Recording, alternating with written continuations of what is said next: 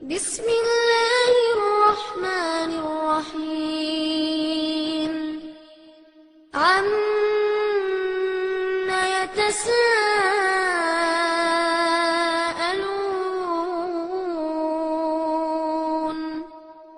عن النبأ العظيم الذي هم فيه مختلفون كلا سيعلمون ثم كلا سيعلمون ألم نجعل الأرض مهادا والجبال أوتادا وخلقناكم أزواجا وجعلنا نومكم سباتا وجعلنا الليل لباسا وجعلنا النهار معاشا. அஸ்ஸலாமு அலைக்கும் வரஹ்மத்துல்லாஹி வபரகாத்துஹு. அளவற்ற அருளாளனும் நிகரில்லா பேரன்புடையவனுமாகிய எல்லாம் அல்ல அல்லாஹ் ஒருவனுக்கே புகழ் அனைத்தும் உரித்து, எல்லாம் அல்ல அல்லாஹுவின் நல்லடியார்களே, இந்த உலகத்தில் சிறந்த உயிரினமாக கருதப்படும் மனித சமுதாயத்தை அவர்களுக்கு நேரான வழியை காட்ட வேண்டும் என்பதற்கும், அவர்களுக்கு தீமையான வழிகளில் இருந்து தடுக்க வேண்டும் என்பதற்கும் ஏராளமான தலைவர்கள் இந்த உலகத்தில் வந்து சென்றிருக்கிறார்கள். மனிதர்களுக்கு நல்வழியை காட்டி நல்ல போதனைகளை செய்து அவர்களுக்கு ஒரு சிறந்த வழிகாட்டுதலையும் கொடுக்க வேண்டும் என்பதற்காக அரசியலிலும் சரி ஆன்மீகத்திலும் சரி ஏராளமான தலைவர்கள் இந்த உலகத்தில் வந்து சென்றிருக்கிறார்கள். ஆனால் உண்மையிலேயே இந்த மனித சமுதாயத்தின் மீது அக்கறை கொண்டவர்களாக, உண்மையான சிறந்த ஒரு வழிகாட்டியாக, இந்த மக்களுக்கு தேவையான அனைத்து நல்ல விஷயங்களையும் எடுத்து சொன்னவர்களாக யார் இருக்கிறார்கள் என்பதை நீங்கள் வரலாற்றிலே நீங்கள் படித்து பார்த்தால் ஏராளமான தலைவர்கள் அவர்கள் தங்களுடைய பொருளாதாரத்தை வைத்து தங்களை பெரும் தலைவர்களாக காட்டிக்கொண்டதையும், அரசியல் பலத்தை காட்டி தாங்கள் சிறந்த தலைவர்கள் என்று மக்களிடத்தில் எடுத்துரைத்ததையும், ஆன்மீகத்தின் பெயரால் ஏமாற்றி தங்களை பெரிய தலைவர்களாக மக்களிடத்தில் எடுத்துச் சொன்னதையும் நீங்கள் பார்க்கலாம். ஒரு கவிஞன் கூட கேட்பான், வாழ்ந்தவர் கோடி மறைந்தவர் கோடி மக்களில் மனதில் நிற்பவர் யார் என்று கேட்பார். எத்தனை பேர்கள் வந்திருக்கிறார்கள், எத்தனை பேர்கள் போயிருக்கிறார்கள், உண்மையிலேயே மக்கள் மனதிலே ஒரு சிறந்த தலைவராக பதிவு பெற்றவர்கள் யார்? உண்மையிலேயே மக்கள் நேசிக்கக்கூடிய தலைவர் யார்? அந்த நேசிக்கக்கூடிய தலைவர் ஏன் இத்தனை மக்களால் நேசிக்கப்படுகிறார் என்ற கேள்விகளுக்கெல்லாம் நபிகள் பெருமானார் ஸல்லல்லாஹு அலைஹி வஸல்லம் அவர்களுடைய வரலாறை, அவர்களுடைய அறிவுரைகளை, அவர்கள் சொன்ன அற்புதமான சட்டங்களை நாம் ஆய்வு செய்தால் மிக தெளிவாக நமக்கு விளங்கும். இந்த உலகத்திலேயே ஒவ்வொரு நாளும் ஒரு தலைவருடைய பெயர் உச்சரிக்கப்படுகிறது என்று சொன்னால் நபிகள் பெருமானார் ஸல்லல்லாஹு அலைஹி வஸல்லம் அவர்களை தவிர வேறு யாரும் கிடையாது. நம்ம உங்களுக்கு சாதாரணமாக ஒவ்வொரு ஊரிலேயும் குறைந்தபட்சம் 5 தடவை ஐவேளை தொழுகைக்காக அழைக்கப்படுகிறது. அதுல முஹம்மது ரசூலுல்லாஹ் என்ற அந்த வாசகம் மறக்காமல் சொல்லப்படுகிறது. ஒவ்வொரு தொழுகையிலேயும் இந்த நபியினுடைய பெயர் சொல்லப்படுகிறது. இப்படியே பார்த்தால் உலகத்தினுடைய அனைத்து பகுதிகளிலேயும் நபிகள் பெருமானார் ஸல்லல்லாஹு அலைஹி வஸல்லம் அவருடைய பெயர்கள் உச்சரிக்கப்பட்டு கொண்டே இருக்கிறது. இவ்வளவு பெரிய சிறந்த தலைவராக அவர்கள் வந்ததற்கு முக்கியமான காரணம் 2 தான். ஒன்று, அவர்கள் கொண்டு வந்த அழகான கொள்கையும் அந்த கொள்கையை அவர்கள் எடுத்து வைத்த அழகான குணநலத்துடன் அவர்கள் சொன்ன அற்புதமான அறிவுரைகளும் தான் இந்த உலகத்தில் இருக்கக்கூடிய அத்தனை பேர்களுடைய உள்ளங்களிலேயும் ஆழமாக பதிய செய்தது. இன்று நீங்கள் பார்க்கலாம் எவ்வளவு பெரிய பேனர்கள் வைக்கப்பட்டிருக்கிறது, அத்தனையிலேயும் முஹம்மது ரசூலுல்லாஹ் தான்.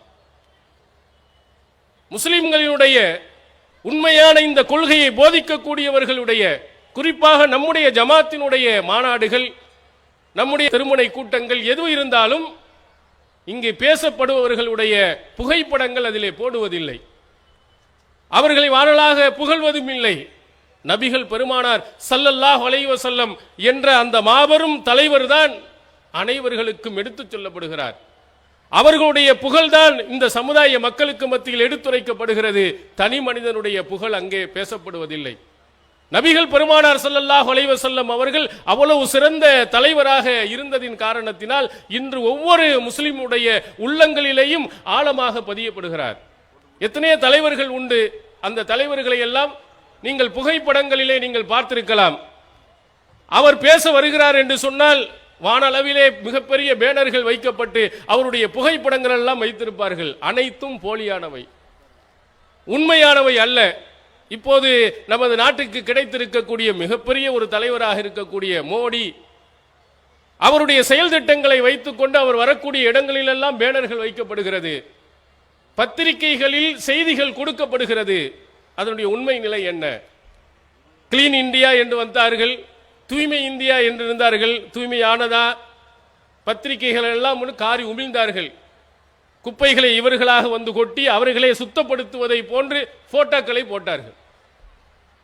தெரு தெருவாய் கூட்டுவது பொதுநலத்துண்டு, ஊரார் தெரிந்து கொள்ள புகைப்பிடித்தால் சுயநலம் உண்டு என்று ஒரு கவிஞன் சொல்லுவார். தெரு தெருவாய் போய் நீ கூட்டினியண்டா, அதுல இருக்கிறது ஒரு நல்ல எண்ணம். ஊரார் தெரிந்து கொள்வதற்காக படம் பிடித்தால் சுயநலம் உண்டு என்று சொன்னானே, அதை அப்படியே இங்கே தான் பார்க்க முடிந்தது. படம் பிடிப்பதற்காக பல மந்திரிகள் எல்லாருமே என்ன செய்கிறார்கள், இருக்கிற குப்பை இல்லாத சுத்தமான இடங்களில் குப்பையை தொட்டி இது பண்ணார்கள்.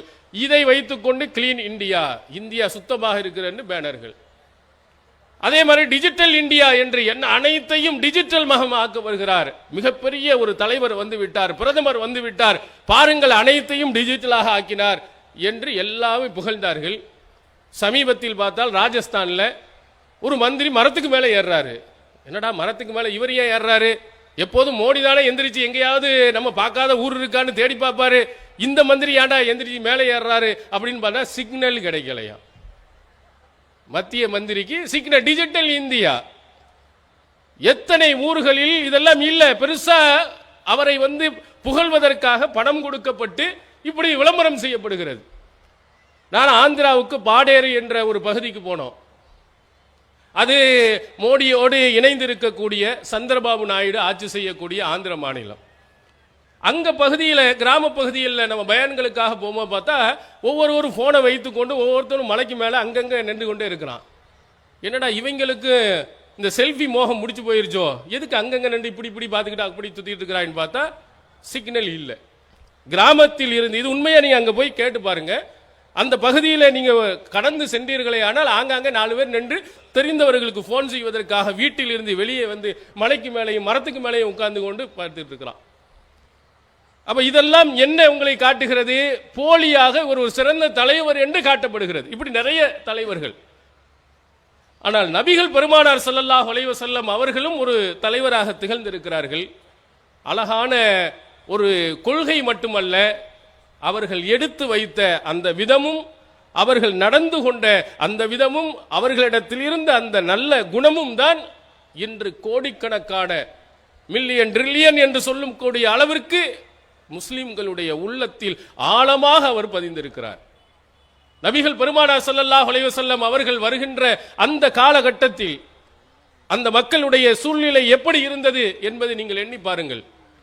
பள்ளிக்கூடங்களுக்கு நாம் பிள்ளைகளை அனுப்புகிறோம். அங்கே படித்த நல்ல எம்ஏ படித்திருப்பார், எம்ஃபில் படித்திருப்பார், பிஎட் படித்திருப்பார், என்ன பெரிய படிப்பு படித்த ஆசிரியர்கள் ஆசிரியைகள்லாம் இருப்பாங்க. ஆனா அந்த டீச்சர் வந்து அன்போடும் பாசத்தோடும் அந்த குழந்தைகளிடத்தில் நடக்கவில்லையானால் நம்முடைய குழந்தைகள் போகவே மாட்டேன் என்று அடம்பிடிக்கும். ஏன்னா நல்ல படித்திருந்தாலும் நல்ல இது தெரிந்திருந்தாலும் அந்த குழந்தைகளோடு செய்யக்கூடிய அணுகுமுறைகள், அவங்களுக்கு நடத்தக்கூடிய முறைகள் எல்லாம் சரியில்லாததின் காரணத்தினால் பிள்ளைகள் வெறுத்தோடுகிறது. இன்னும் சொல்ல போனால் ஒரு சிலர்கள் ஆசிரியர்களை கொலை செய்யக்கூடிய அளவுக்கெல்லாம் போன மாணவர்களும் உண்டு.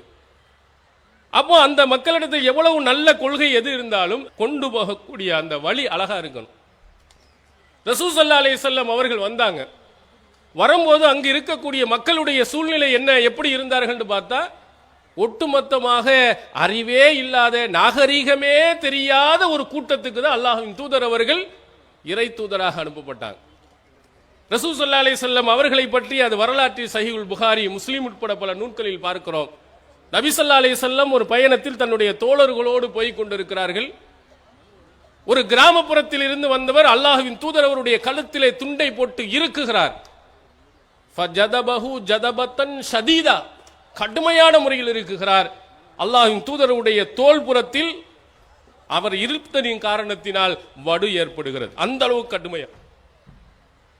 என்ன காரணம்? அல்லாஹ்வின் தூதர் அவர்களுக்கும் இவருக்கும் முந்திய பகை உண்டா, அல்லது அவங்களுடைய குடும்ப பகையின் காரணத்தினால் இவனை கொண்டு அவனுடைய குடும்பத்தில் உள்ளவன பிள்ளையெல்லாம் கொள்வாண்டு சினிமாக்கள்ல காட்டுறாங்களே, அந்த மாதிரி அல்லாஹ்வின் தூதருடைய முன்னோர்கள் இவருடைய குடும்பத்தை எதுவும் செஞ்சிட்டாங்களா, அப்படி ஏதாவது ஒரு பகையின் காரணத்தினால் வந்து நிற்கிறாரா அப்படின்னு பார்த்தா, ரசூல் ஸல்லல்லாஹு அலைஹி வஸல்லம் திரும்பி பார்க்கும்போது சொல்கிறார், முர்லி மிம்மாலில்லாஹி அல்லதி இந்தக், உம்மிடத்தில் இருக்குதே அல்லாஹ்வுடைய செல்வங்கள், அதிலிருந்து எதையாவது கொஞ்சம் கொடுக்க சொல்லும் என்று அவர் சொல்லுகிறார். பிச்சை கேட்கிறாரு அவர் ரசூல்லாட்ட, உங்களுக்கு ஜக்காத்து அதெல்லாம் நிறைய வந்திருக்கும்ல, எனக்கு கொஞ்சம் இதை கொடுக்க சொல்லியா அப்படின்னு அல்லாஹ்வின் தூதர் அவர்களை கழுத்திலே துண்டை போட்டு இறுக்கி கொஞ்சம் விட்டு விருந்தால் அல்லாஹ்வின் தூதர் அவர்களுக்கு மிகப்பெரிய ஒரு பாதிப்பு ஏற்படக்கூடிய அளவுக்கு நடந்து கேட்கிறார். எப்படி மக்கள் இருந்தார்கள் என்று நீங்கள் பாருங்கள். ஒருவரிடத்தில் உதவி கேட்க போகின்ற பொழுது எப்படி கேட்க வேண்டும் என்ற நாகரிகம் கூட தெரியாது அவர்கள். இது எந்த காலம் வரை? ஹுனைன் யுத்தம் வரையிலையும் கூட பார்க்க முடிந்தது. ரசூல் ஸல்லல்லாஹு அலைஹி வஸல்லம் அவர் இருந்த காலம் எல்லாம் நாகரிகமே தெரியாத முரடர்கள். அதனால்தான் நம்முடைய முன்னோர்கள் இந்த அரபிகள் என்பதை நம்ம கிராமவாசிகள் என்று அழகான வார்த்தையில் மொழிபெயர்க்கிறோம். அன்றைய காலத்தில் எழுந்த ஆரம்ப காலத்தில் இருந்த அறிஞர்கள் எப்படி காட்டரபி, காட்டுவாசிகள் தான் மொழிபெயர்ப்பு. அவ்வளவு இப்படி நடந்தார்கள். ஹுனைன் போர்க்களத்தில் ரசூல் ஸல்லல்லாஹு அலைஹி வஸல்லம் திரும்பி வந்து கொண்டிருக்கும் போது ஒரு கிராமப்புறத்தில் ஒரு கூட்டம் வருகிறது. அல்லாஹ்வின் தூதர் அவர்களிடத்தில் உதவியை தேடி நச்சு கொண்டு போய் ரசூல் ஸல்லல்லாஹு அலைஹி வஸல்லம் அவர்களை மரத்தின் மேலே தள்ளிவிட்டார்கள். இலு தர்ருஹு இல சமர், சமர் என்று சொல்லக்கூடிய அந்த முள்மரத்தின் மீது அல்லாஹ்வின் தூதர் அவர்களை தள்ளி விடுகிறார். தள்ளிவிட்டு கொடு.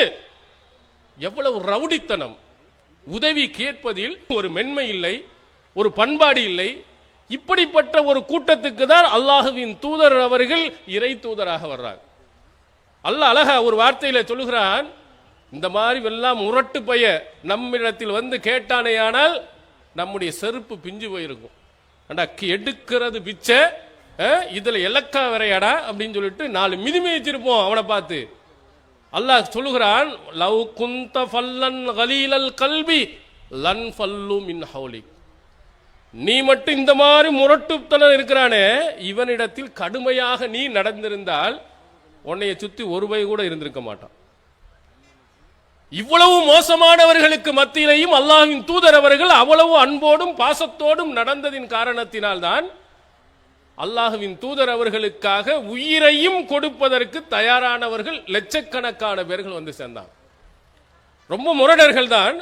அந்த முரடர்களையும் அவர்கள் திருத்தும் விதத்தில் அல்லாஹ்வின் தூதர் அவருடைய ஒவ்வொரு செயல்பாடும் குணமும் அவர்களுக்கு அமைந்திருந்தது. அவ்வளவு கோபத்திலையும் ரசூல் ஸல்லல்லாஹு அலைஹி வஸல்லம் கழுத்தை பிடித்து இறுக்கி கேட்ட அவனை திரும்பி பார்த்து ஃபலஹிக்க, அல்லாஹ்வின் தூதர் சிரிக்கத்தான் செய்தார்கள். கோபம் வரல. இவ்வளவு முரடர்களாக இருக்கிறார், இவ்வளவு நாகரிகம் தெரியாதவனாக இருக்கிறார்களே என்று பயந்தார்களே, அவர்கள் பார்த்தார்களே தவிர கோபப்பட்டு அவர்களை அடிக்க சொல்லவில்லை, தோழர்களை கட்டி வைத்து உருக்க செய்யவில்லை. நீங்கள் பார்த்தீர்கள் என்றால் இன்று எத்தனை அறிஞர்கள் அல்ல பெரிய தலைவர்கள் அவங்களுக்கு எதிராக எவ்வளவு பேர்கள் இருக்கிறார். என்ன செய்யறான்? சூவை தூக்கி எறிகிறான், மையை அடிக்கிறான். அவனை எத்தனை அளவுக்கு பெண்டை கழட்டி இருக்கிறாங்கன்னு தெரியுமா? எவ்வளவு மோசமாக நடத்தப்பட்டு இருக்கிறார்கள் தெரியுமா? தன்னுடைய கோபத்தை காட்டுவதற்காக இங்கு அடித்தான் என்று சொன்னால் அவனை உள்ள போய் லாடம் கட்டிடுறான். இதைவிட மோசமாக நடந்தவர்களுக்கு இடத்திலே அல்லாஹ்வின் தூதர் அவர்கள் அவ்வளவு அன்போடும் பாசத்தோடும் நடந்ததின் காரணத்தினால் அவர்களுடைய உள்ளங்களை எல்லாம் அல்லாஹ்வின் தூதர் அவர்கள் வென்றெடுத்தார். நபி ஸல்லல்லாஹு அலைஹி வஸல்லம் அவர்கள் மீது கொண்டுள்ள அன்பு பாசத்துக்கு நிகராக எதுவும் இல்லை என்ற அளவுக்கு அந்த தோழர்கள் அல்லாஹ்வின் தூதர் அவர்கள் மீது பாசத்தை வைத்திருந்தாங்க. அவர்கள் எப்படியெல்லாம் நடந்தார்கள், அவர்களிடத்தில் இருந்த அந்த குணம் எப்படி? நீங்க ஒரு மனிதனை நீங்கள் வெளியிலே பார்த்தீர்களே, ஆனால் பெரும் தலைவர்களை பார்த்தா வெளியில ரொம்ப நல்லவ மாதிரி இருப்பான், உண்மையை வெளியில பார்த்தா தான் தெரியும். இப்போ உதாரணத்துக்கு உத்தரப்பிரதேசத்தில் இருக்கக்கூடிய சாமியார் முதலமைச்சர், அவர் போய் என்ன செய்ய போனார்? அங்க இருக்கக்கூடிய தலித்து சகோதரிகளை எல்லாம் சந்திக்க போனார். பார்த்தீர்களா, உயர் ஜாதியாக இருக்கக்கூடியவர்கள் தலித்தை போய் சந்திக்க போனாரு. அப்படி பெருசா பின்னாடி பார்த்தா தான் தெரியுது, என்ன செய்ய சோப்பு சீப்பு எல்லாம் போட்டு கழுவி என்ன கையை என்ன செஞ்சிட சுத்தம் பண்ணிடக்கூடாது, அது பண்ணிடக்கூடாதுங்கிற அளவுக்கு கட்டுப்பாடுடன் அவர்களை சந்திக்க வச்சா. வெளியில் தெரிந்தது ஏதோ ஒரு நல்லவர்கள், ரொம்ப எளிமை நிலையில் இருக்கக்கூடியவருடைய இடத்துல போனா.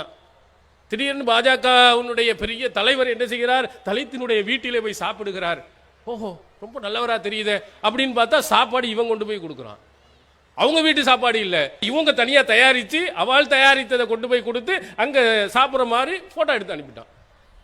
அப்ப வெளியில் பார்க்கும் போது நல்லவர்களாக தெரிகிறார்கள். இவங்களுடைய உண்மை நிலையை நீங்கள் அறிந்து கொள்ள வேண்டுமானால் யார்கிட்ட கேட்டா தெரியும்? வீட்டினுடைய கார் ஓட்டுறாள்கிட்ட கேட்டு பாருங்க, அவன் உள்ளதை பூரா புட்டு வச்சு வைப்பான். வீட்டினுடைய வேலைக்காரன்ட்ட கேட்டு பாருங்க, அதுக்கடுத்து அவருடைய மனைவிட்ட கேட்டு பாருங்க. இவர்கள் எல்லாம் அன்றாடம் அவங்களோடையே சேர்ந்து இருப்பவர்கள். உண்மையை பளிச்சுன்னு அவர்கள் மூலமா விசாரிச்சா தெரிஞ்சிடலாம். வெளியில இருக்கக்கூடியவங்களுக்கு என்ன தெரியும்? போட்டோவில் என்ன வந்திருக்கோ அவ்வளவுதான் தெரியும். வெளியில என்ன காட்சிகளை காட்டப்படுகிறதோ அதான் தெரியும். பத்திரிகையில் என்ன வருதோ, டிவியில் என்ன வருதோ அதை வச்சு நம்பிடுவோம். உண்மையான ஒரு நல்ல பண்புள்ளவனாக இருக்கிறானா இல்லையா என்பதை நீங்கள் கண்டறிய வேண்டுமானால் அங்கே வீட்டின் உள்ளே நீங்கள் போக வேண்டும். அவர்களோடு சேர்ந்திருப்பவர்களிடத்தில் நீங்கள் கேட்க வேண்டும். அவர்கள் சொன்னார்களே ஆனால் அதில் உண்மை இருக்கிறதை நீங்கள் நம்பலாம். நபிகள் பெருமானார் அவர்களும் சிறந்த பண்பாளராக காட்டப்பட்டிருக்கிறாங்க. இந்த மாதிரி ஏமாற்று பேர்வழிகளை போன்று ரசூல் ஸல்லல்லாஹு அலைஹி வஸல்லம் காட்டப்பட்டார்களாண்டா நிச்சயமாக இல்லை. அல்லாஹ்வின் தூதர் அவர்களுடைய நற்பண்புகளை பற்றி பேசுபவர் யார் என்றால் அல்லாஹ்வின் தூதர் அவருடைய காலத்தில் அல்லாஹ்வின் தூதர் அவர்களுடன் 10 ஆண்டு காலங்கள் அவங்களுக்கு பணிவிடை செய்த அனஸ் பின் மாலிக் ரலியல்லாஹு அன்ஹு அவர் ரசூல் ஸல்லல்லாஹு அலைஹி வஸல்லம் அவர்களோட இருந்தவங்க. அவங்களுடைய தாயார் உம்மு சுலைம் ரலியல்லாஹு அன்ஹா அவர்கள் ரசூல் ஸல்லல்லாஹு அலைஹி வஸல்லம் மதீனாவுக்கு வந்த உடனேயே அல்லாஹ்வின் தூதர் அவர்களே உங்களுக்கு உதவியாளர்களாக என்னுடைய மகனை வைத்துக் கொள்ளுங்கள் என்று கொடுத்துட்டாங்க.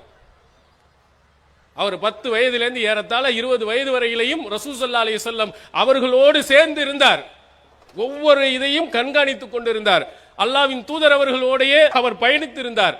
அவர் சொல்லுகிறார் பாருங்க, ரசூல் ஸல்லல்லாஹு லம் யகுன் நபி ஸல்லல்லாஹு அலைஹி வஸல்லம் சப்பாபன் வலா ஃபஹாசன் வலா லஆனன். நபி ஸல்லல்லாஹு அலைஹி வஸல்லம் அவர்களை எத்தனையோ வருடங்கள் நான் பார்த்திருக்கிறேன். அவர்கள் ஏசுபவர்களாக திட்டுபவர்களாக நான் பார்த்ததில்லை. கெட்ட வார்த்தை பேசுபவர்களாக நான் பார்த்ததில்லை. சபிப்பவர்களாக அல்லாஹ்வின் தூதர் அவர்களை பார்த்ததில்லை. சஹீஹுல் புகாரியில் நாம் பார்க்கிறோம், ரசூலுல்லாஹ்வினுடைய பண்பை அவர் பட்டியலில் போட்டு சொல்கிறார். நீங்கள் பார்த்தால் இங்கே ரொம்ப அன்போடும் பாசத்தோடும் ஒழுகுவதை போன்று பேசுபவராக இருப்பார். ஆனால் உள்ளே பார்த்தீர்களே ஆனால் அவ்வளவுதான், கூவத்தினுடைய சாக்கடைகள் விழுந்து விழுவும். நமக்கு முன்னால் இருந்தவர், அவரை பற்றி பேர் சொல்ல வேண்டிய அவசியம் இல்லை, ரொம்ப அழகா போட்டு தலப்பா போட்டு துண்டை போட்டுட்டு பேசுவார். அவர்கிட்ட போய் ஒரு ஆள் போன்ல நீங்க இப்படி செய்யறீங்கன்னா பேசுறாரு, ஐயையோ வார்த்தை அவ்வளவு அநாகரிகமான வார்த்தையில் ஒரு மௌலவி திட்டுகிறார். அது ஆடியோல வாட்ஸ்அப் இதுல எல்லாம் போனுச்சு. வெளியில் பேசும்போது அவ்வளவு குர்ஆன் வசனங்கள் ஹதீஸுகள், ஆனா நேரடியாக யாராவது ஒரு ஆள் போய் பேசும்போது அவ்வளவு அசிங்கமான வார்த்தைகள். அனஸ் சொல்லுகிறார், அல்லாஹ்வின் தூதர் அவர்களுக்கு எத்தனை இந்த மாதிரி முரட்டுத்தனத்திலே உள்ளவர்கள் எத்தனை பேரை ரசூல் ஸல்லல்லாஹு அலைஹி வஸல்லம் பார்த்தார்கள். அவங்கள்ட்ட கெட்ட வார்த்தைகள் அவங்கள்ட்ட பார்க்க முடியல. அவர்களிடத்திலே அநாகரிகமான கேவலமான வார்த்தைகள் பார்த்ததில்லை. கோபத்தை ஏற்படுத்தினால் சபி நாசமா போக நீ உருப்படவே மாட்டாடா என்ற வார்த்தைகளை நாங்கள் கேட்டதில்லை. அவ்வளவு அழகான முறையில் அல்லாஹ்வின் தூதர் அவர்கள் நடந்திருக்கிறார். அப்ப ரசூலுல்லாஹி ஸல்லல்லாஹு அலைஹி வஸல்லம் அவர்களை அப்படி அழகா படம் பிடித்து காட்டுகிறார். இன்னொரு நபி தோழர் என்ன சொல்லுகிறார், இதே மாதிரி செய்தியை சொல்லிவிட்டு சொல்லுகிறார், ரசூல் ஸல்லல்லாஹு அலைஹி வஸல்லம் சொல்வார்களாம், இன்ன மின் ஹியாரிக்கும் அஹ்ஸனக்கும் அஹ்லாக்கா. உங்களிலே ஒருவர் சிறந்தவர் என்றால் குணத்தில் அழகானவர் தான் சிறந்தவர் அப்படின்னு சொல்லுவாங்க. ரசூலுல்லாஹ்ட்ட கெட்ட பழக்கத்தை பார்க்கல, கெட்ட வார்த்தைகளை பார்க்கல. அல்லாஹ்வின் தூதர் அவர்கள் சொல்லிக் கொண்டிருப்பார்களா, உங்கள்கிட்ட நல்ல மனிதன் யார் என்றால் சிறந்த குணம் உள்ளவன் தான். வெளியிலே ரசூல் ஸல்லல்லாஹு அலைஹி வஸல்லம் அவர்கள் என்ன சொன்னார்களோ அதை தன்னுடைய வாழ்நாளிலே நடைமுறைப்படுத்தி காட்டினார். மக்களிடத்திலே சொல்வார், ஏழைகளுக்காக உதவுவேன் என்று சொல்வார், செருப்பாக தேய்வேன் என்று சொல்வார், குடிசையை கோபுரமாக ஆக்குவேன் என்று சொல்வார், உங்கள் வீடுகளிலே பாலாறு ஓடச் செய்வேன் என்றெல்லாம் நிறைய பேசுவார். அப்படி செஞ்சாராண்டா அவங்க வீட்டில் தான் செஞ்சிருக்கார்.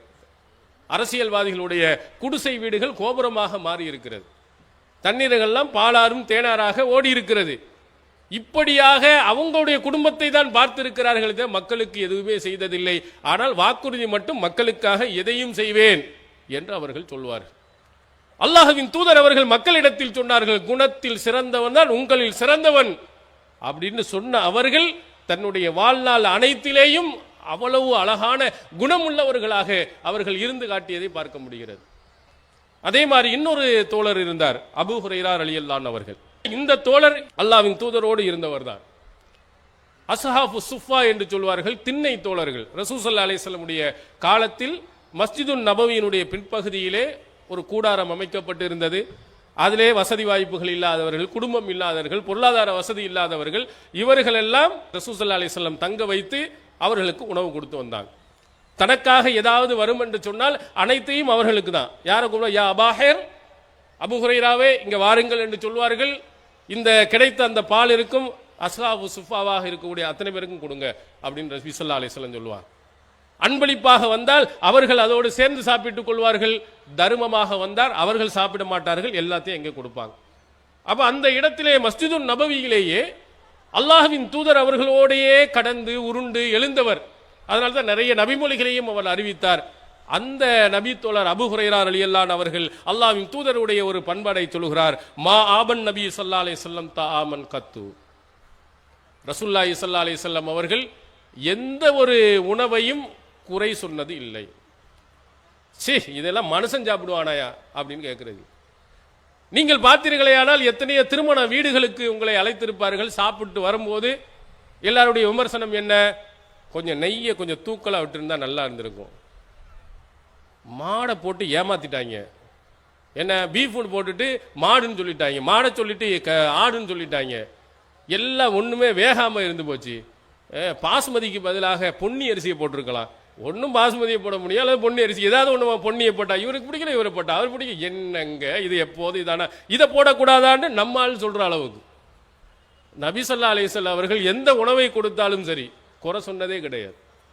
அவங்களுக்கு என்ன பெரிய பெரிய உணவுலாம் வரல, இருக்கிறதுலேயே உருப்படாதது சாப்பாடு தான் கிடைச்சதே அவங்களுக்கு. பெரிய பெரிய நல்ல மிருதுவான ரொட்டிகளை எல்லாம் தூதர் அவர்கள் சாப்பிட்டதில்லை, நல்ல கறிகளை அவங்க சாப்பிட்டதில்லை.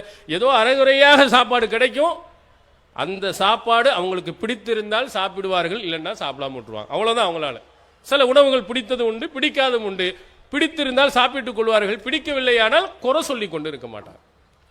இதெல்லாம் யார் சொல்லுகிறார் என்றால் வெளியிலே உள்ளவன் அல்ல, அல்லாஹ்வின் தூதர் அவருடைய காலத்திலேயே அவர்களுடைய உருண்டு எழுந்தவர்கள். அல்லாஹ்வின் தூதருடைய குணத்தை எப்படி படம் பிடித்து காட்டுகிறார்கள். எவ்வளவு உணவாக இருந்தாலும் சரி, மோசமான உணவாக இருந்தாலும் குறை சொல்லி கூடிய அளவுக்கு அவர்கள் நடந்ததில்லை. அதே மாதிரி அங்க இருக்கக்கூடிய ஒரு சிலர்கள் ரொம்ப முக்கியமான ஆள்கள், மனைவிமார். யார் மனைவி இருக்கிறாங்களோ கணவனை ரொம்ப நல்லா தெரிந்தவங்க. எந்த ஒளிவு மறைவும் மனைவிட்ட இருக்காது. தாயிட்ட கூட ஒளிவு மறைவு இருந்து விடலாம் சில விஷயங்கள், ஆனால் மனைவிட்ட எல்லா விஷயமும் ஒன்னுலேருந்து கடைசி வரையிலையும் அந்த மனைவிக்கு தெரிஞ்சிடும். அந்த மனைவி உங்களுக்கு சிறந்த கணவன் என்ற அப்படி சர்டிபிகேட் கொடுத்துட்டாங்கன்னா நீங்க சூப்பர் தான். ஆனா யாரும் என்ன செஞ்சிட மாட்டாங்க, கொடுக்க மாட்டாங்கன்னு ரசூலுல்லாஹ்வும் சொல்லிட்டாங்க. நீங்க எவ்வளவுதான் நல்லா நடந்துட்டாலும் என்னைக்காவது ஒரு தடவை ஒரு சின்ன குறைய பார்த்துட்டா ஒன்னட்ட என்னத்த சோகத்தை கண்ட அப்படின்னு சொல்லிடுவான். சிங்கப்பூர்ல கேட்டாக, மலேசியாவில் கேட்டாக, அங்க கேட்டாக, உங்களுக்கு நாங்க வாக்கப்பட்டு என்னத்தை கண்ட அப்படின்னு ஒரு வார்த்தையில முன்னால் செய்த அத்தனை உபகாரங்களும் இல்லைன்றுவான். அப்போ குடும்பத்திலே உங்களிலே சிறந்தவர் ஹைருக்கும் ஹைருக்கும் லி அஹ்லி, ஆனா ஹைருக்கும் லி அஹ்லின்னாங்க. உங்களிலே சிறந்தவர் உங்க குடும்பத்தில் சிறந்தவர், நான் என்னுடைய குடும்பத்தில் சிறந்தவனாக இருக்கிறேன். மனைவிட்ட சர்டிபிகேட் வாங்கிட்டீங்கடா அது மாதிரி ஒரு சிறந்த சான்றிதழ் உலகத்தில் எதுவும் இல்லை. அவர்கள் அல்லாஹ்வின் தூதர் அவர்களை பற்றி என்ன சொல்லி இருக்கிறார்கள்? அதுல குறிப்பாக பணக்கார பெண்மணியை நீங்கள் திருமணம் முடித்து நீங்க ஏழையாக இருந்தீங்கன்னு வச்சுக்கிறீங்க, நீங்க என்ன செய்யணும்? அடிமையாக தான் இருக்கணும். ஏன்னா பணக்கார பொன்மணியா போயிட்டா, நிறைய பணம் போட்டுட்டு வந்துட்டா, வீடு வாசல் எல்லாம் அவ பேர்ல இருக்கு, எது சொன்னாலும் சரிங்க சரிமா அப்படின்னு சொல்லிட்டே இருக்க வேண்டியதுதான். இப்படிதான் பணக்காரத்தில் இருக்கக்கூடிய பெண்மணியை முடித்தவர்களுடைய பலர் நிலை. ஒரு சிலர்கள் விதிவிலக்காக இருக்கலாம். அவ கோடி கோடியாக சொத்துள்ள ஒருவர் ஒரு ஏழையை திருமணம் முடித்து என்னுடைய கணவர் மாதிரி ஒரு சிறந்த கணவர் இல்லை அப்படின்னு சொன்னா அது உண்மையான வார்த்தையா தான் இருக்கும். எல்லா விதமான அடக்குமுறையும் செய்ய வேண்டிய ஒரு பெண்மணி தன்னுடைய கணவரை புகழ்ந்து சொல்லாண்டா அவர் ரொம்ப அவ்வளவு நல்ல மனுஷரா இருக்கும். ஹதீஜா ரலியல்லாஹு அன்ஹா அவர்களை ரசூல் ஸல்லல்லாஹு அலைஹி வஸல்லம் திருமணம் முடித்தார்கள். மிகப்பெரிய செல்வ சீமாட்டி.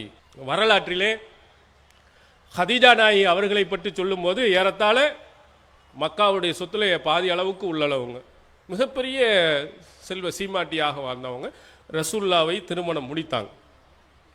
திருமணம் முடித்து ரசூல் ஸல்லல்லாஹு அலைஹி வஸல்லம் அவர்களுக்கு முதல் வஹி வருகிறது, ஹிரா குகையில் வருகிறது. பார்த்துட்டு பயந்து போய் ஜிப்ரீலை பார்த்துட்டு வந்து வீட்டில் வந்து அமர்ந்து கொண்டு ஜம்மீல் ஊனி என்னை போர்த்துங்கள் போர்த்துங்கள் என்று ரசூல் ஸல்லல்லாஹு அலைஹி வஸல்லம் பயந்து போய் நடுங்கிறாங்க. ஹதீஜா நாயகி வீட்டில் இருக்கிறாங்க. இதை பார்த்த ஹதீஜா நாயகியுடைய அந்த வாசகத்தை மட்டும் நீங்கள் எடுத்து பார்த்தீர்களானால் ரசூலுல்லாஹ்வுடைய எவ்வளவு சிறந்த மனிதர் அப்படிங்கிறதுக்கு அழகான ஒரு சான்று. பயந்து நடுங்கி போனவர்களுக்கு அவர்கள் சொன்ன அழகான ஆறுதல் வாசகம், வல்லாஹி லா யுஹ்ஸீக அல்லாஹு அபதா, அல்லாஹ் ஒருபோதும் உங்களை இழிவுபடுத்தவே மாட்டான். என்ன நீங்க தப்பு செஞ்சீங்க, உங்கள்ட்ட என்ன கெட்ட குணம் இருந்தது? பட்டியல் போடுகிறார்கள் நல்ல குணத்தை எல்லாம். இன்னக தஸிலு ரஹ்ம வ தஹ்மிலுல் கல்ல வ தக்ஸிபுல் மஅதூம் வ துஈனு அலா நாபில் ஹக் வ தக்ரிஉல் லைஃப. நீங்கள் உறவினர்களோடு சேர்ந்து வாழுகிறீர்கள், கஷ்டப்படுபவர்களின் சுமைகளை சுமந்து கொள்கிறீர்கள், இல்லாதவர்களுக்காக உழைக்கிறீர்கள், விருந்தாளியாக வந்தவர்களை கண்ணியப்படுத்துகிறீர்கள், சத்திய போராட்டங்களில் ஈடுபடுபவர்களுக்காக உதவி செய்கிறீர்கள். ஏன் அல்லாஹ் உங்களை இழிவுபடுத்தணும்?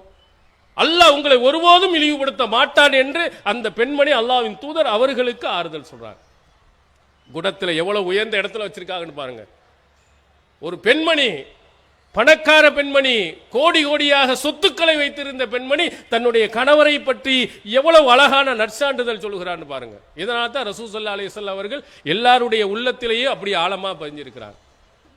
போலியாக ஏமாற்றி மக்களுக்கு மத்தியில் இப்படி சிறந்த தலைவர் என்று அங்கே காட்டப்பட்டவர்கள் உயர்ந்தவர்களாக வரவில்லை. அங்கே வேலை செய்தவர்கள்ட்ட கேட்டாலும் சரி, ஒரு நாள் 2 நாள் சந்தித்தவர்களிடத்தில் கேட்டாலும் சரி, அவர்களோடு வாழ்நாள் முழுவதும் இருந்தவர்களிடத்தில் கேட்டாலும் சரி, இவர்களை போன்ற சிறந்தவர்கள் யாரும் இல்லை. முஸ்னத் அகமதில் நாம் பார்க்கிறோம், அல்லாஹ்வின் தூதர் அவர்களுடைய குணத்தை பற்றி ஆயிஷா நாயகி அவர்களிடத்தில் இன்னொரு மனைவியிடத்தில் கேட்கப்படுகிறது.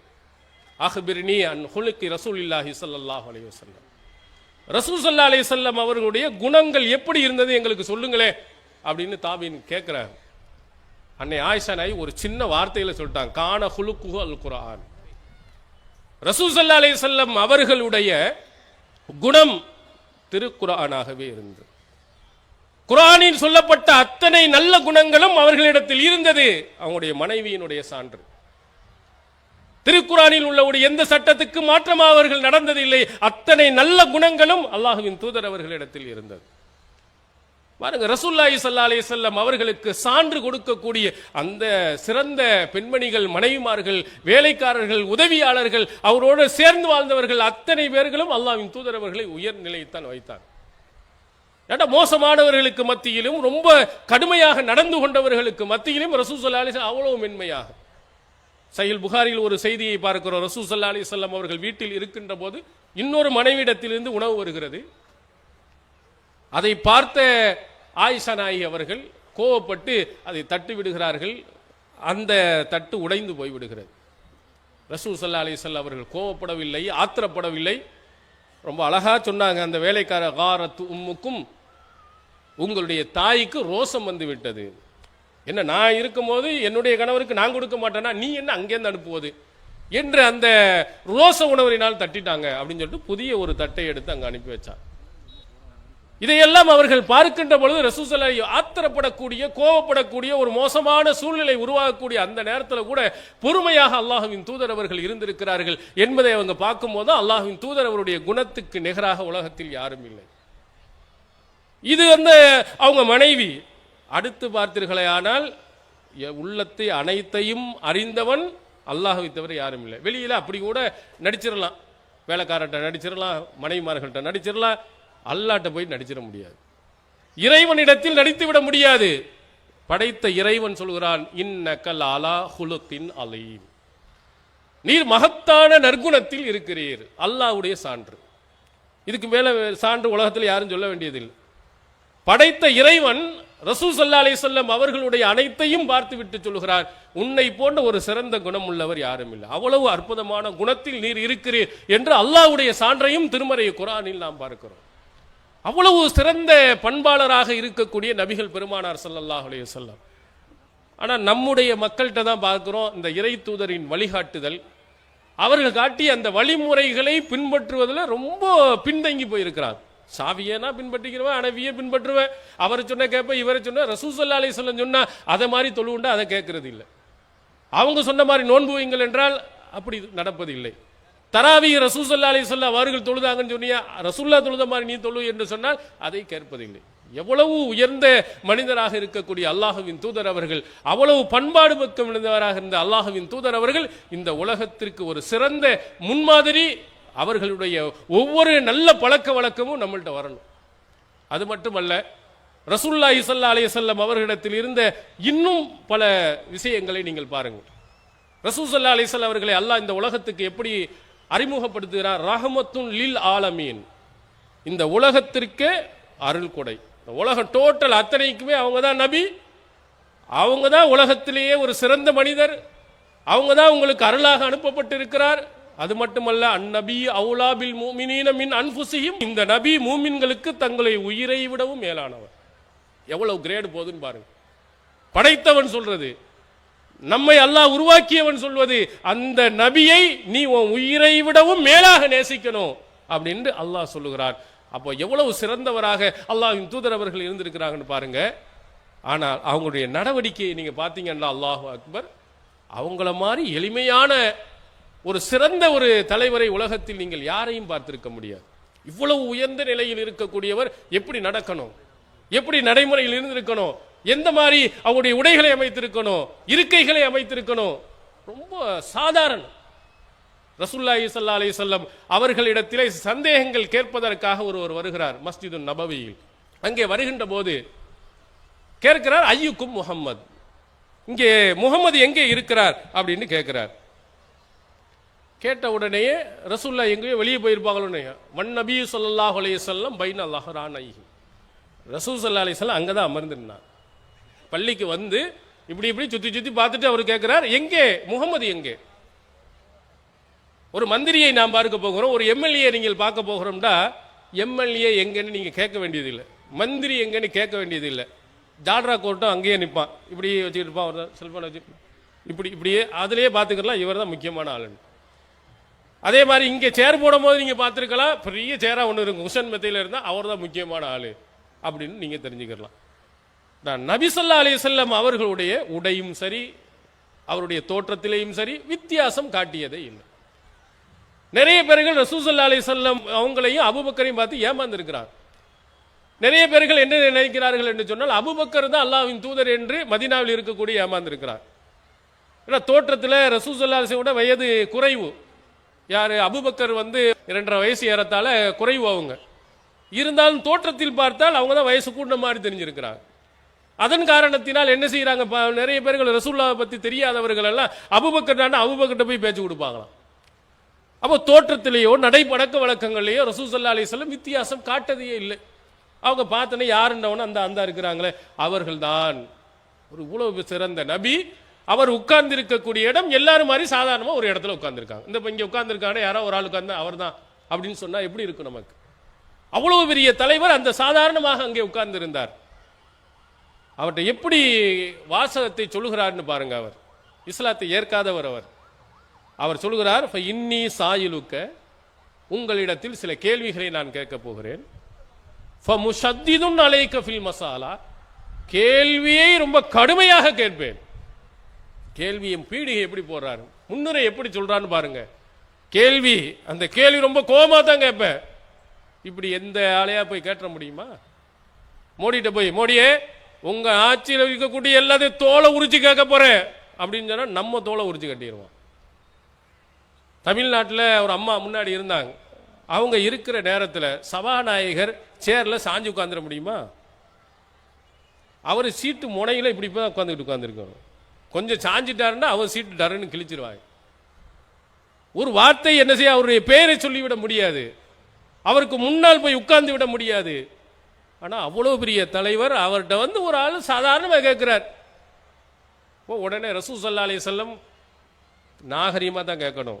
இந்த மாதிரி விளையாட்டுல இங்கே வச்சுக்கிற கூடாது. ரசூலுல்லாஹ்வும் சொல்லல, பக்கத்தில் இந்த தோழர்கள் எல்லாம் யார்கிட்ட பேசுற, எங்க உயிரிலும் மேலான நபிகிட்ட இவ்வளவு அநாகரிகமா பேசுறியா, நாக்க அறுத்துருவேன் அப்படின்னு அந்த தோழர்களும் சொல்லணும்.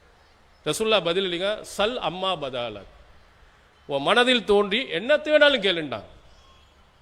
ரசூல்லாவுடைய பதில் அவ்வளவு ரொம்ப கோமா. எல்லாமே ரசூல்லா பார்த்துருக்கான். இவட மோசமான ஆளுக்கு கழுத்தில் பிடிச்சி இறுக்கி அடிச்சு உதைச்சவெல்லாம் எத்தனை பேர் இருக்கிறான். எல்லாம் இப்படி தான் இருப்பாங்க ஆளுக்கு. நீ கேளுமா, உனக்கு என்ன சந்தேகம் கேட்கும் மார்க்க தொடர்பா கேளு. அவர் எல்லாத்தையும் கேட்டார். ரசூல்லாவுடைய அழகான அந்த அணுகுமுறை, அவங்க அந்த மக்கள்கிட்ட சொன்ன பதில் அவர் அப்படியே தூக்கி மாத்திருச்சு. கோபக்காரராக வந்தவர் இறை தூதரின் கேள்வியை கேட்டு, ஆமன்து பிமா ஜிஅத பிஹி, நீ எதை கொண்டு வந்தாயோ அதை நான் ஈமான் கொள்கிறேன், இஸ்லாத்தை இப்பமே இருக்கிறேன். ஆனா வராஉ மன் மின் வராயி தாலிக்க மின் கௌமி, ஆனா ரசூலு மன் வராயி மின் கௌமி, எனக்கு பின்னால் இருக்கக்கூடிய அந்த கூட்டத்தினர்களுக்கு நான் தூதுவராக செல்கிறேன். உன்னுடைய கொள்கை போய் நான் சொல்றேன், நான் ரசூலா போறேன், உன்னுடைய செய்தியை கொண்டு சொல்லக்கூடிய தூதுவனாக நான் செல்கிறேன். என் குடும்பத்தில் உள்ள, என்னுடைய சொந்த பந்தத்தில் உள்ள, என்னுடைய ஊரில் உள்ள அத்தனை பேர்களுக்கும் இந்த கொள்கையை நான் கொண்டு போய் சேர்க்கிறேன் அப்பமே சொன்னேன். ஆனா லிமாம் இப்னு சாலபா அப்படின்ட்டு நான் தான் லிமாம் இப்னு சாலபா என்ற பெயரையும் அந்த நபர் அங்கே குறிப்பிடுகிறார். சஹீஹ் புகாரியில் பார்க்கிறோம். இருப்பது எங்கென்று தெரியவில்லை, அவர்களுடைய உடைகளில் தெரியவில்லை, பேச்சிலே தெரியவில்லை. அவருடைய கண்ணியம், அவர்கள் சொன்ன அந்த வாசகம் அவங்களுடைய உள்ளத்தை அப்படியே புரட்டி போட்டு கொள்கைகளை அழகாக மாற்றியது. ரசூலுல்லாஹி ஸல்லல்லாஹு அலைஹி வஸல்லம் அவர்களை நீங்கள் பார்த்தீர்களானால் அவருடைய செயல்பாடுகள் ஒவ்வொன்றும் அப்படியே அவங்களுடைய எவ்வளவு பெரிய கோபக்காரனையும் அன்பிற்குரியவனாக மாற்றியது. எத்தனையோ தலைவர்களை பார்த்திருக்கிறாங்க. தலைவர்கள்லாம் யாரை போய் பார்ப்பான்? பெரிய தலைவராக இருக்கக்கூடியவர்களை தான் போய் பார்த்துட்டு வருவாங்க. சோண்டு ஒரு ஆள் இருந்தார், அப்போலோவில் போய் இருந்தாங்க. அங்கே போய் சந்திக்க போனது ஜெயலலிதா போனாங்க. நேராக போய் சந்திச்சாங்க. இந்த ஜெயலலிதாவுக்காக வேண்டி தீக்குளிக்க வந்தானே, அவனுடைய வீட்டுக்கு போனதுண்டா? தீக்குளித்தானே, அவனுடைய வீட்டிலே நேரடியாக போய் ஆறுதல் சொன்னதுண்டா? அந்த உதவி தொகையாவது கொடுத்ததுண்டா? நேராக போயிட்டா யாரையா ஒரு ஆளை விட்டு தான் அனுப்புறது. இவனுக்காக உண்மையிலேயே யாரெல்லாம் கஷ்டப்படுகிறானோ சிரமப்படுகிறானோ அவனுக்கு ஒண்ணுமே செய்யறதில்லை. பக்கத்தில் உட்கார்ந்துட்டு இருக்கிறானே பெரிய பணக்காரன் செல்வந்த, இவனுக்குத்தான் என்ன செய்கிறார்கள்? மரியாதை கொடுக்கிறார்களே தவிர சாதாரண அடிமட்ட தொண்டனுக்கு கொடுப்பதில்லை. இது எல்லா கட்சியிலையும், ஒரு கட்சி அல்ல, அனைத்து கட்சியிலையும் இருக்கிறது. நபி ஸல்லல்லாஹு அலைஹி வஸல்லம் அவர்கள் எப்படி இருந்தான்னு பாருங்க. ஜாபிர் ரலியல்லாஹு அவர்கள் சஹீஹ் புகாரியில் இடம்பெறுகிறது. அவங்க ஜாபிர் ரலியல்லாஹு அவர்கள் சொல்கிறார்கள், யஊதுனி வான மரீலுன், நான் நோயாளியாக இருந்தபோது அல்லாஹ்வின் தூதர் அவர்கள் என்னை வந்து நோய் விசாரித்து சென்றார்கள். இந்த ஜாபிர் எத்தனை கோடி ரூபாய்க்கு சொத்துக்காரரு, பெரிய கோடீஸ்வரரா அப்படின்னு வரலாற்றை புரட்டி பார்த்துட்டீங்கன்னா பெரிய கடங்காரர் அவர். அவருடைய தந்தை அப்துல்லா பின் ஹராம் அவர்கள் உஹது போர்க்களத்தில் கொல்லப்பட்டு அவங்களுக்கு 9 பெண் பிள்ளைகள், ஜாபிருக்கு 9 சகோதரிகள் ஆகிட்டு போனாங்க. பெரிய கடனையும் விட்டுட்டு போனார். கடன்காரர்கள் பெரிய தொல்லை கொடுத்தார்கள். அல்லாஹ்வின் தூதர் அவர்கள் அதிலே தலையிட்டு அந்த கடனையும் சரி செய்து கொடுத்த ஒரு கடனாளியாக இருந்த ஜாபிர் ரலியல்லாஹு அவர்களுடைய வீட்டில் போய் அவர் நோயாளியாக இருக்கிறார் என்பதற்காக சந்தித்துட்டு வந்தார். அப்ப உள்ளத்தில் எப்படி பதியுன்னு பாருங்க. பணக்காரனாக இருந்தால் மட்டும்தான் போய் சந்திப்பது, பெரிய தலைவராக இருந்தால் மட்டும்தான் சந்திப்பது. எத்தனை தலைவர் போறான், தொண்டர்கள் கஷ்டப்படுகிறான் சிரமப்படுகிறான் என்பதற்காக அவன் போறான். அந்த தொண்டன் மிக பிரமாண அளவுல என்ன செய்யணும், கல்யாணம் நடத்தணும், 1000 பேனர் வைக்கணும், அவளை புகழ்ந்து பேசணும். அப்படி இருந்தால் மட்டும்தான் இவ போய் கலந்துக்கிடுவாங்க. எல்லாம் தன்னை புகழணும். அப்ப இப்படிப்பட்ட நிலையிலே உள்ள தலைவர்களுக்கு மத்தியில் அல்லாஹ்வின் தூதர் அவர்கள் ஒரு சாதாரண தொண்டனாக கடனாளியாக இருந்த அவரிடத்தில் போய் நோய் விசாரிச்சுட்டு வர்றார். அதே மாதிரி இன்னொருவர் இருந்தார், அதுவும் யூதராக இருந்த அல்லாஹ்வின் தூதர் அவர்களுக்கு பணிவிடை செய்து வந்த ஒரு சிறுவன். ஃபாத்தாஹுன் நபி ஸல்லல்லாஹு அலைஹி வஸல்லம், நபி ஸல்லல்லாஹு அலைஹி வஸல்லம் அவனுடைய வீட்டுக்கு சென்றார்கள். யார்? ஒரு வேலைக்கார பையன். அவனுக்கு உடல்நிலை சரியில்லை என்ற உடனே ரசூல் ஸல்லல்லாஹு அலைஹி வஸல்லம் அவர்கள் அவனுடைய வீட்டுக்கு சென்று உடல்நிலையை விசாரித்திருக்கிறார். உண்டா? எந்த தலைவனாவது அவங்க வீட்டிலே இருக்கக்கூடிய தெரு பெருக்கிக் கொண்டு இருக்கக்கூடிய ஒருவன் உடல்நிலை சரியில்லை என்று சொன்னால் அவங்களுடைய வீட்டிலே போய் சந்தித்து ஆறுதல் சொன்ன ஒரு தலைவனை நீங்கள் பார்த்திருக்க முடியுமா? இருக்கா? யார் இருக்கா? காசு கஷ்டப்பட்டா கூட உதவி செய்ய மாட்டான். ஆனால் இந்த தலைவர் அவ்வளவு கஷ்டப்பட்டு சிரமப்பட்டவராக இருந்தாலும் நம் மீது அன்பு உள்ளவர், எனக்காக உதவி செய்தவர், அவருக்கு நான் செல்ல வேண்டும் என்று அல்லாஹ்வின் தூதர் அவர்கள் அங்கே போய் விசாரித்துட்டு வந்தார். நபிகளாருடைய இது போன்ற ஒவ்வொரு பழக்க வழக்கத்தையும் பார்க்கின்ற பொழுதுதான் அவங்களுடைய உள்ளத்துல ரசூல் ஸல்லல்லாஹு அலைஹி வஸல்லம் எங்கேயே போய் நிற்கிறாங்க, நமக்கும் இருக்கிறார். ரசூல் ஸல்லல்லாஹு அலைஹி வஸல்லம் அவருடைய காலத்திலே பள்ளியை கூட்டிக் கொண்டிருந்த ஒரு பெண்மணி இறந்து போய் விடுகிறார்கள். மற்ற தோழர்கள்லாம் பள்ளியை கூட்டுற பொம்பளை தானே அப்படின்னு தொலை வச்சு முட்டாங்க. ரசூல் ஸல்லல்லாஹு அலைஹி வஸல்லம் அதற்கு பிறகு பள்ளியை தூய்மைப்படுத்தி அந்த பொண்ணை எங்க காணோம் அப்படின்னு கேட்குறாங்க. இறந்துட்டாங்க, நாங்களா அடக்கம் பண்ணிட்டோம், ஏன் எனக்கு சொல்லலன்னு கோவப்பட்டாங்க ரசூல் ஸல்லல்லாஹு அலைஹி வஸல்லம். எனக்கு சொல்ல வேண்டுமா இல்லையா? நான் அவங்களுக்கு தொலை வைத்தேன் என்று சொன்னால் என்னுடைய பிரார்த்தனை அல்லாஹ்வுடைய மிகப்பெரிய அருளாக அந்த பெண்ணுக்கு அமைந்திருக்குமா இல்லையா அப்படின்னு ரசூல் ஸல்லல்லாஹு அலைஹி வஸல்லம் அந்த பெண்ணுக்காக 2வது தடவை போய் தொழு வைத்தாங்க. யாரு? கோடி கோடியா மல்லையாவா இருந்தாரா? பெரிய கோடி ரூபாய் சொத்துக்கு சொந்தக்காரா இருந்தார் அந்த பெண்மணி. சாதாரண கூட்டுற ஒரு பெண்மணி அந்த பெண்மணிக்கு தொலை வைக்கவில்லையே என்று ஆதங்கப்பட்டவர், அவங்களுக்காக நீ துவா செய்ய வேண்டும் என்று ஆசைப்பட்டவர், அவங்களுக்கு போய் தொலை வைத்ததின் காரணத்தினால் ஒவ்வொருவருடைய உள்ளங்களிலேயும் மிக உயர்ந்த இடத்துக்கு அல்லாஹ்வின் தூதர் அவர்கள் போகிறார். அதே மாதிரி ரசூலுல்லாஹி ஸல்லல்லாஹு அலைஹி வஸல்லம் அவர்களை பார்க்கிறார்கள். அந்த தோழர்கள்ல அப்துல்லா பின் அம்ர் பின் ஆஸ் என்ற ஒரு தோழர் இருக்கிறார். அந்த தோழர் மேல ஒரு புகார் வந்துச்சு. என்ன புகார்னா, அதிகமாக நோன்பு வைக்கிறாரு, அதிகமாக திருக்குரானை ஓதுறாரு, இது வரம்பு மீறி போயிட்டு இருக்காரு, தொழுகையிலையும் சரி நோன்பு வைப்பதிலையும் சரி குரான் ஓதலையும். உடனே நபி ஸல்லல்லாஹு அலைஹி வஸல்லம் என்ன செஞ்சாங்க தெரியுமா? நேரா அப்துல்லா பின் அம்ர் பின் ஆஸ் அவர்களுடைய வீட்டுக்கு போனாங்க. புகாரி நீங்கள் பார்க்கலாம். போடவுடைய ரசூல் ஸல்லல்லாஹு அலைஹி வஸல்லம் வரவழைத்து அங்கே தலையணையை போடுகிறார், தலைமணி மேலே சாஞ்சிக்கிறட்டு. ரசூல் ஸல்லல்லாஹு ஜலஸ அலல் அருள், நபி ஸல்லல்லாஹு அலைஹி வஸல்லம் அவர்கள் தரையில் தான் அமர்ந்தாங்க, அவர் பக்கத்தில் அமர்ந்தார், நடுவுல தலையணை இருந்தது. யாரோ ஒரு மேல ஒரு புகார் வந்தா தூக்கிட்டு வா அவனை, அழைத்து வாருங்கள் அவனை, கட்டி வாருங்கள் இவனை என்று தான் சொல்லுவான். ரசூல்லா தன்னுடைய தோழர் மீது ஒரு புகார் வந்தா நேரா போய் அவர்களுக்கு அறிவுரை சொன்னாங்க. இந்த மாதிரி நடக்கக்கூடாது, அதிகமாக நோன்பு வைக்கக்கூடாது, மாதத்தில் 3 நாள் நோன்பு வச்சுக்க, அல்ல மாதத்தில் ஒரு தடவை குரானை ஓடி முடிச்சுக்க. இப்படி ரசூல் ஸல்லல்லாஹு அலைஹி வஸல்லம் இஸ்லாத்தினுடைய அறிவுரை என்ன, சட்டங்கள் என்ன என்பதை அவங்களுடைய வீட்டுக்கே போனாங்க. சேர் வைக்கிறேன்னு ஆசைப்படலை, அங்கே பெரிய விருந்து வைக்க வேண்டுமா ஆசைப்படலை, பெரிய கண்ணியம் கொடுக்க வேண்டும் ஆசைப்படல, நேரம் ரசூல் ஸல்லல்லாஹு அலைஹி வஸல்லம் அவருடைய வீட்டுக்கு போய் அவர்களை சந்தித்து அவர்களுக்கு ஆறுதல் சொன்னாங்க. அவர் இன்று வரையிலேயும் அல்லாஹ்வின் தூதர் அவர்களை உயர்ந்த இடத்தில் வைத்து மதித்துக் கொண்டிருக்கிறார். இப்போ ரசூலுல்லாஹ்வுடைய ஒவ்வொரு அசைவுகளையும் அந்த தோழர்கள் பார்க்கிறாங்க. மற்ற யாரிடத்திலையும் இல்லாத அழகான அற்புதமான குணங்கள் அங்கே நாம் பார்க்க முடிகிறது. இதே மாதிரி ரசூல் ஸல்லல்லாஹு அலைஹி வஸல்லம் அவர்கள் ஒரு கபரை தாண்டி சென்று கொண்டிருக்கிறாங்க. அப்போது ஒரு பெண்மணி அழுது கொண்டிருக்கிறாங்க. அப்போ அழுது கொண்டு இருக்கின்ற போது ரசூல் ஸல்லல்லாஹு அலைஹி வஸல்லம் இத்தகில்லாஹ வஸ்பிரி, அல்லாஹுவை அஞ்சிக்கொள், பொறுமையாக இருந்து கொள் அப்படின்னு சொன்னார்.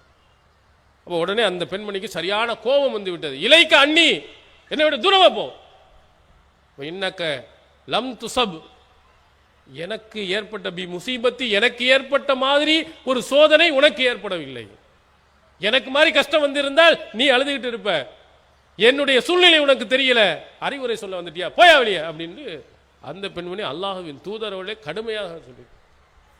கோபம் ரசூலுல்லாஹ்க்கு வரல, ஒரு சூழ்நிலை, அந்த பெண்மணியுடைய சந்தர்ப்பம் இப்படி பேச வைத்து விட்டது என்பதை அவங்க புரிஞ்சுக்கிட்டாங்க. அமைதியாக ரசூல்லா வீட்டுக்கு வந்துட்டாங்க. அங்கே உள்ளவர்கள் சொன்னாங்க, யார்கிட்ட என்ன வார்த்தை பேசியிருக்க தெரியுமா? அவங்க அல்லாஹுவின் தூதர். பாருங்க, ரசூல்லாண்டா ஒரு நடை உடை இதெல்லாம் பந்தா இந்தா இல்லாதனால யாருக்குமே தெரியல, அந்த பெண்மணிக்கும் தெரியல. ஓ, இறை தூதரா அப்படின்னு நினைச்சு ரொம்ப வேகமா ரசூல்லாவுடைய வீட்டுக்கு போனார்கள். அப்போ வீட்டுக்கு போன உடனே அந்த பெண்மை வலம் தஜிது பவாபீன், வீட்டு வாசல்ல எந்த காவலர்களும் இல்லை, எந்த பாதுகாப்பும் இல்லை, சாதாரண ஒருத்தருமே இல்லாம வீட்டுக்கு உள்ளே போனாங்க. உள்ள போய் அந்த ரசூல்லாட்ட சொன்னாங்க, அல்லாஹ்வின் தூதர் அவர்களை நீங்கள் இறை தூதர் என்று எனக்கு தெரியாம நான் சொல்லிட்டேன். இந்த வார்த்தையை நம்ம இடத்தில் சொல்லி இருந்தால் நாம் என்ன சொல்லி இருப்போம்? ஓஹோ, தெரியலண்டா இப்படி பேசியிருப்பீங்களோ, தெரியலண்டா இந்த மாதிரி வாசத்தை பயன்படுத்திடலாமா அப்படின்னு நமக்கு கோபம் கொப்பளிச்சிருக்கும். என்ன வார்த்தை, என்ன நம்ம சொல்லி தப்பு செஞ்சாலே ஏதாவது சொல்லிட்டாலும் நம்ம கோபம் வரும். ஒரு நல்ல வார்த்தை, அல்லாஹ்வை அஞ்சிக்கொள், பொறுமையா இருந்து கொண்டு ஒரு அறிவுரை சொன்னது குத்தமா? அதுக்கு இந்த மாதிரி போ, என்னை விட தூரமா போ, எனக்கு கஷ்டப்பட இல்லைன்னு நீ சொல்லலாமா அப்படின்னு கொந்தளிச்சிருக்கலாம். அதை பத்தியே ரசூலுல்லாஹ் எதுவுமே பண்ணல. அப்போதும் அந்த பெண்ணுக்கு சொன்னார்கள், அஸ்ஸபுர் இந்த சதமத்தில் ஊலா, பொறுமை என்பது துன்பம் ஏற்பட்டவுடன் கைகொள்வதுதான். உனக்கு கஷ்டம் வந்தவனே அப்பதான் பொறுமையா இருக்கணும். ஒரு 10 வருஷம் கழிச்சதுக்கு பிறகு பொறுமை என்பதில் அர்த்தம் இல்லை.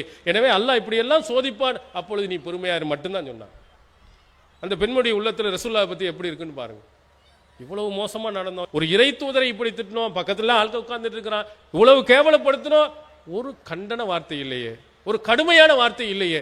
அப்பொழுதும் நாம் திருந்த வேண்டும் என்ற அந்த எண்ணம் தானே அவர்களுக்கு இருந்தது என்ற எண்ணி பார்க்கும் போது அல்லாஹ்வின் தூதர் மீது அவர்களுக்கு எவ்வளவு பாசம் வந்திருக்கும், மரியாதை வந்திருக்கும் என்பதை நீங்கள் சிந்தித்து பாருங்கள்.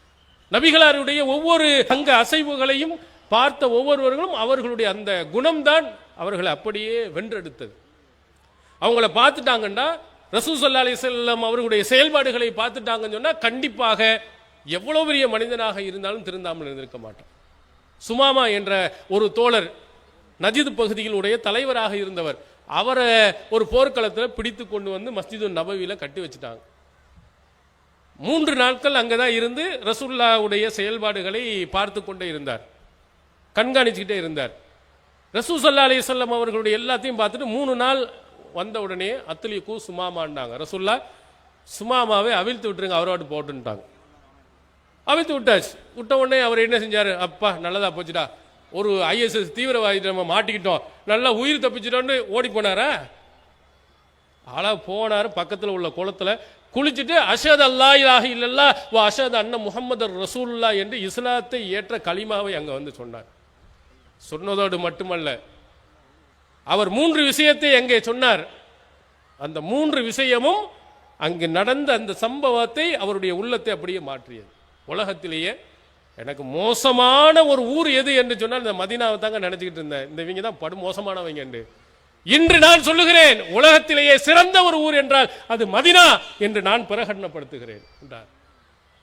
அவரை எந்த கட்டாயம் படுத்தல, கத்திய வச்சு குத்தல, எந்த பிரச்சாரமும் பண்ணல, இப்படி சொன்னாதான் உனக்கு உயிருக்கு உத்தரவாதம் என்று சொல்லல, அனுப்பி அவர் வாட்டு போட்டுன்னு தான் சொன்னாங்க. ரசூலுல்லாஹ்க்கு புரிந்தது, அவர் உண்மையை அறிபவராக தெரிந்திருக்கிறார், அவருடைய பார்வை தெரிகிறது என்பதை கவனித்தனார். ரசூலுல்லாஹ் விடுங்கட்டாங்க, பார்த்ததிலேயே கண்டுபிடிச்சிட்டார். அதற்கடுத்து சொன்னார், இந்த உலகத்திலேயே ரொம்ப மோசமான மார்க்கம்னு இஸ்லாம் தாங்க நினைச்சுக்கிட்டு இருந்தேன். ISS தீவிரவாதி ஊண்டா, உலகத்தில் இந்த இஸ்லாத்தை விட ஒரு சிறந்த மார்க்கம் இல்லை என்பதை நான் பிரகடனப்படுத்துகிறேன் அங்கே சொன்னார். அடுத்ததாக சொன்னார், உலகத்திலேயே எனக்கு வெறுப்புக்குரிய ஒரு முகம் முஹம்மது, அப்படிதான் நினைச்சுக்கிட்டு இருந்தேன். உலகத்திலேயே சிறந்த ஒரு மனிதர் என்றால் அவர் முகமது தான் என்று நான் இப்பொழுது பிரகடனப்படுத்துகிறேன் என்று சொன்னார். இந்த முகமதுடைய உத்தரவு இல்லாமல் யமாமா பகுதியில் இருந்து இந்த முஸ்லிம்களுடைய பகுதிகளுக்கு ஒரு கோதுமை வித்து கூட போகாது என்று பிரகடனப்படுத்தியவர். எப்படி மாறுனுச்சு? எல்லாம் அல்லாஹ்வின் தூதர் அவர்களுடைய அந்த குணம் தான், ரசூல் ஸல்லல்லாஹு அலைஹி வஸல்லம் இந்த நடைமுறை தான், வேற எதுவுமே அங்க நடக்கல. அவங்களுடைய பார்வை ரசூல் ஸல்லல்லாஹு அலைஹி வஸல்லம் அவர்களுடைய நடந்த முறைகள் இவைகள்லாம் உள்ளத்தை அப்படியே அவர்களுக்கு. ரசூல் ஸல்லல்லாஹு அலைஹி வஸல்லம் அவர்கள் மாதிரி இந்த உலகத்தில் சிறந்த பண்பாளரை, ஒரு சிறந்த குணமானவரை யாரும் நாம் பார்க்கவே முடியாது. அவ்வளவு சிறந்தவர்களாக அல்லாஹ்வின் தூதர் அவர்களுடைய வாழ்க்கை ஆரம்பத்திலிருந்து கடைசி வரை 23 ஆண்டு கால அவருடைய நபித்துவ வாழ்க்கையில் நீங்கள் எடுத்து பார்த்தீர்களே, ஆனால் உலகத்தில் அவர்களை போன்ற சிறந்த பண்பாளரை, ஒரு சிறந்த உயர்ந்த குணமுடையவர்களை வேறு யாரையும் நீங்கள் பார்த்துவிட முடியாது. அந்த சிறப்புமிக்க அந்த நபியினுடைய அந்த நல்ல குணங்களை பின்பற்றி அவருடைய கொள்கைகளையும் பின்பற்றி நடக்கக்கூடியவர்களாக எல்லாம் அல்லாஹ் தஆலா நாம் அனைவரையும் ஆக்கி அருள்வானாக. வாஹிர் தாவனா அல்ஹம்துலில்லாஹி ரப்பில் ஆலமீன். அஸ்ஸலாமு அலைக்கும். Allah